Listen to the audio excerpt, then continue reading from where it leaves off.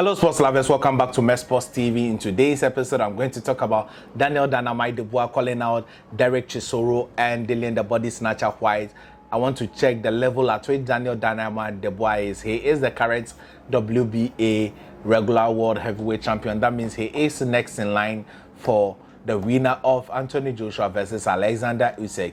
That is if the undisputed bout does not happen between the WBC title holder and the person of Tyson the Gypsy King Fury.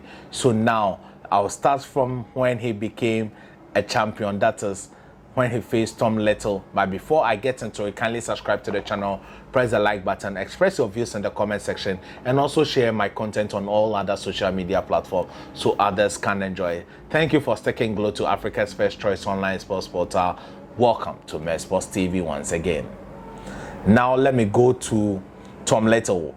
The Tom Little fight was for the English title and it was sanctioned by the BBB of C, and Daniel Dubois won that fight in a very emphatic manner in the fourth round. Then from there he faced the good old Kevin Johnson. Kevin Johnson has been around boxing for so long. He's had about 55 fights, 35 wins, 19 losses with 1 loss. He has faced a lot of top opponents within for the past 15 years, and he has faced Anthony Joshua, Tyson Fury, Andy Ruiz Jr. These are all former world heavyweight champion. Vladimir Klitschko, also a former world heavyweight, Vitaly Klitschko.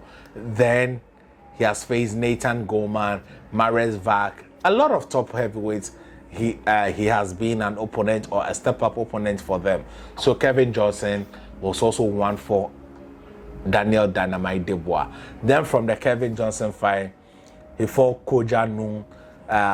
That fight wasn't a major step up. It was still at the Kevin Johnson level, and Kevin Johnson I think can give these guys a run for their money.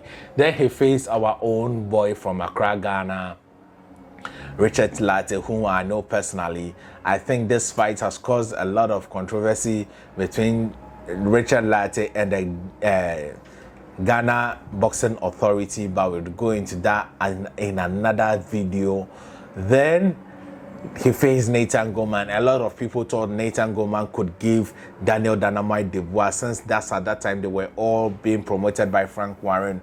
But Nathan Gorman was going through a lot in his fight as at that time and did not offer much competition for Daniel Dubois. Then from Nathan Gorman, he went on to face Ebenezer Tete. Ebenezer Tete I've watched a couple of times here in Accra, Ghana. The last time I watched him was in Ace Legon at the Kahaya Lounge. And Ebenezer Tete is no better fighter than Kevin Johnson. I expect that by the time Daniel Dubois got to this level, the level of competition or the quality in opposition would have grown. But Ebenezer Tete, I don't think, comes to the table with any growth beyond Kevin Johnson. So does the Japanese Fujito. He also is no competition beyond a Kevin Johnson, because a Kevin Johnson can give him a run for his money or can even end up winning that particular fight. So these are no opponents who are major steps up. Then Schneider's is also, I don't think it's also a major step up until he faced Joe Joyce. That was a first major step up in his career. That fight was for the British Heavyweight Championship, the Commonwealth, the European, then the WBC Silver, and the WBA International Heavyweight Championship.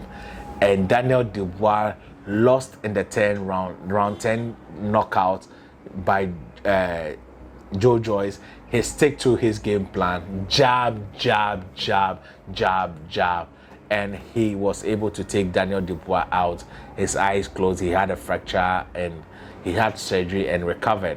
But that particular fight was the first test of Daniel Dubois' career. That was his first loss, and And in that fight, you could see that Daniel Dubois has not learned. He just kept landing power punches, and Joe Joyce kept going through them. We all know Joe Joyce has a granite chin, and he kept going through them. And Daniel Dubois started gassing out, and the jab was landed as well. You could see that Joe Joyce is a very slow boxer, but the jabs kept landing. That means Daniel Dubois does not know how to make adjustments during fights.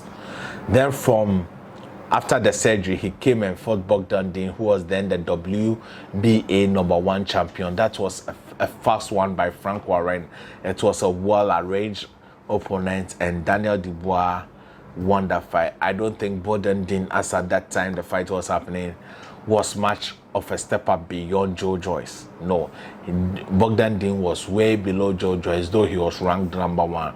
Let's call a spade and not a digging tool. Then he fought Joe later, and that fight too wasn't a major step up. Then the mandatory was called between Trevor Bryan and Daniel Dubois. The fight went to a purse bid in which Duncan won. Till date, Duncan has not paid Daniel Dubois his fight purse. The $400,000 TV rights has been paid to him, so it's left with a balance of $900,000 in which Duncan is yet to pay Daniel Dubois. That would also be a separate video on that particular topic, who Duncan is. That would also be coming on the channel. So that is the reason why you need to subscribe to Sports TV, so that we keep bringing you quality sports updates. Then from there, he is calling out Dereck Chisora and Dillian Whyte. He wants to fight one of them because the mandatory may not be called immediately, and he needs to stay busy fight. He has been looking better since he moved to Shane's gym, and he's been looking better, but I don't think Daniel Dubois is in the best of shape to fight a Dillian Whyte. A Dereck Chisora, maybe yes, but a Dillian Whyte, no, because Dillian Whyte has shown a lot of heart in his fight, and besides the sweet spot, that is the uppercut, for any time he lands, he goes down. That is, he has gone down from the uppercut. That is Dillian Whyte with Anthony Joshua, Tyson Fury, Oscar Rivas, and Alexander Pervoke. All these, besides Oscar Rivas, all these three people knocked him out with an uppercut. So I think because of that, Daniel Dubois is counting on that if he's able to land an uppercut, being a power puncher, he would be able to take out Whyte. But I think Whyte will start working on how to prevent the uppercut. And when the uppercut does not land, what else does Daniel Dubois have in his toolbox?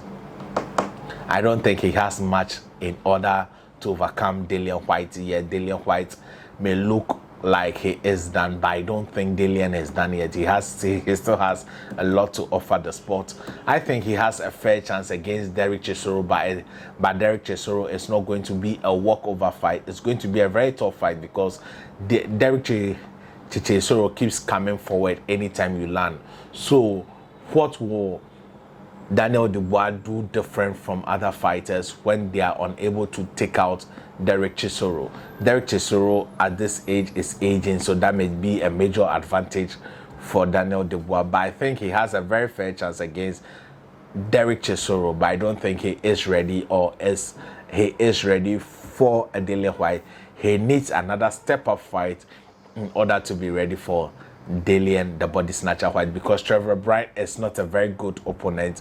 Trevor Bryan, he has a decent jab. Holmes keeps training him with the jab. He has a decent jab, but besides that, he is not a skillful guy. He comes in, fight overweight.